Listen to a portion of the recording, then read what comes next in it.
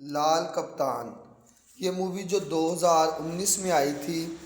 اور سیف علی خان کی مووی تھی، جس کو کہا جاتا ہے کہ شاید یہ بلاک باسٹر پہ فلاپ ہو گئی تھی۔ لیکن جس چیز کو میں یہاں پریزنٹ کرنا چاہ رہا ہوں وہ یہ ہے کہ اس کے اندر تمام کی تمام گسین فلسفی تھیوری مذہب کو دکھایا گیا ہے کہ جو بھارت میں گسین ہوتے ہیں ان کے مذہب کو دکھایا گیا ہے۔ دیکھنے میں ایک تاریخی سی فلم ہے، لیکن اس پوری فلم کے پیچھے پورے کا پورا ایک مذہبی تاثر ہے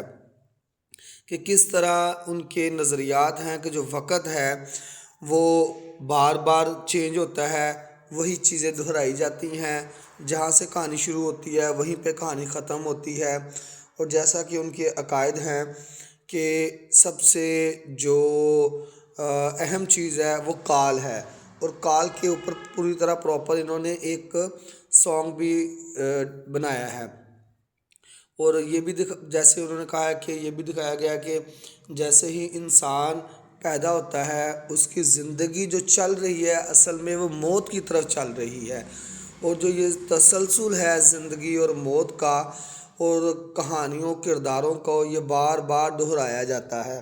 دیکھنے میں یہ سمپل سی سادی سی ایک مووی لگتی ہے، جس کے اندر ایک کردار ہے جو کہ سادھو بنا ہوا ہے، جس کو ہم سادے لفظوں میں کہتے ہیں کوسائی بنا ہوا ہے، اور وہ اپنا بدلہ لینا چاہ رہا ہے۔ لیکن اسی ساری کہانی کے اندر انہوں نے جو عقیدہ ہے، نظریہ ہے، تھیوری ہے، فلسفی ہے مذہب گوسین کی، اس کو پریزنٹ کیا ہے۔ کسی نے بھی اس چیز کے اوپر فوکس نہیں کیا پراپر طور پر، اس کو سب نے فلم تھیٹر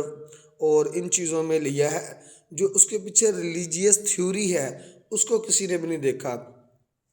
اس فلم میں جو سانگز ہیں، ڈائلاگز ہیں اور پوری کی پوری کہانی ہے وہ بیسیکلی اس چیز کے اوپر بیس کرتی ہے۔ اب میں تھوڑا سا اس کو ڈیفائن کر دوں۔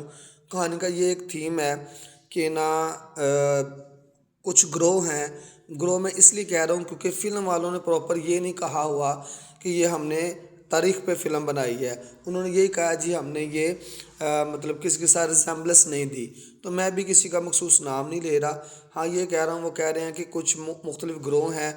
ان کی آپس میں لڑائیاں ہوتی ہیں، اس لڑائی میں جو مین کریکٹر ہے سیف علی خان کا، گوسائی کا،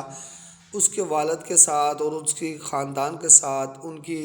جو ایک پوری ٹیم ہے ان کے ساتھ دھوکہ ہوتا ہے، اور اس دھوکے میں اس کا باپ مارا جاتا ہے، سب کو مار دیا جاتا ہے، اور دھوکہ کرتا کون ہے؟ اس کا بھائی۔ تو اس کو یہ اپنی ساری لائف میں بدلے کے طور پر لے کے چلتا ہے۔ بیسیکلی تو اس کو بھی مار دیا جاتا ہے، لیکن قصائی آتے ہیں جو وہاں پہ سادھو ہوتے ہیں، ان کے تھرو یہ بچ جاتا ہے، اور بچنے کے بعد یہ پلان کرتا ہے کہ میں نے یہ بدلہ لینا ہے۔ پھر اس طرح اس بدلے کی آڑ میں، اس بدلے کی وجہ سے یہ چلتا رہتا ہے، اپنے معاملات کو چلاتا ہے، اور گوسین کی جو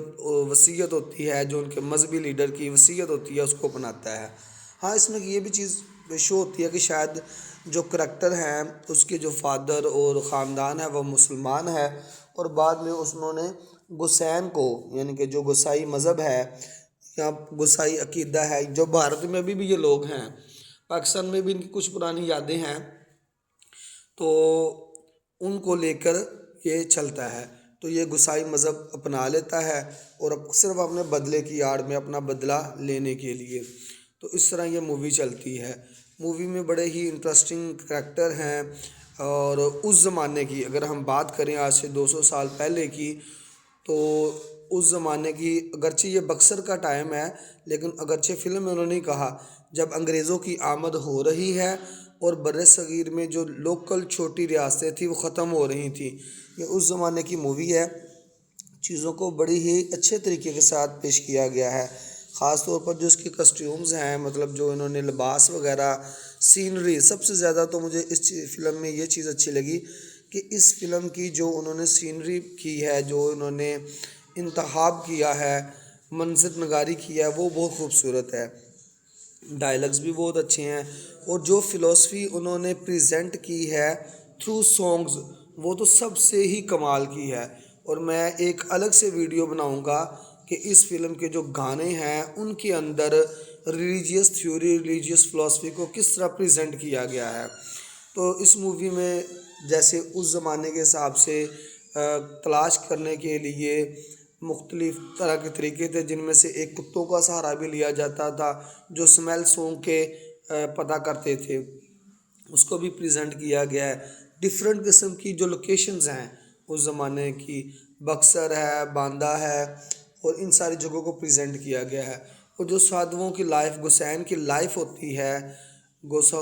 ان کو بھی دکھایا گیا ہے کہ کس طرح وہ لوگ جیتے ہیں، کہ ننگے ہوتے ہیں اور پھرتے رہتے ہیں، کبھی ادھر کبھی اس درگاہ پہ. اس طرح یہ موومنٹ چلتی رہتی ہے. اور اسی زمانے میں جب انگریز آ رہے تھے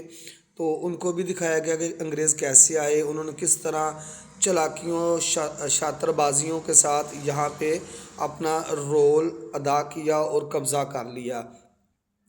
ہاں، پھر اس کے ساتھ ہی کچھ جو افغانی کریکٹر ہیں، جو لوکل افغانی کریکٹر ہیں،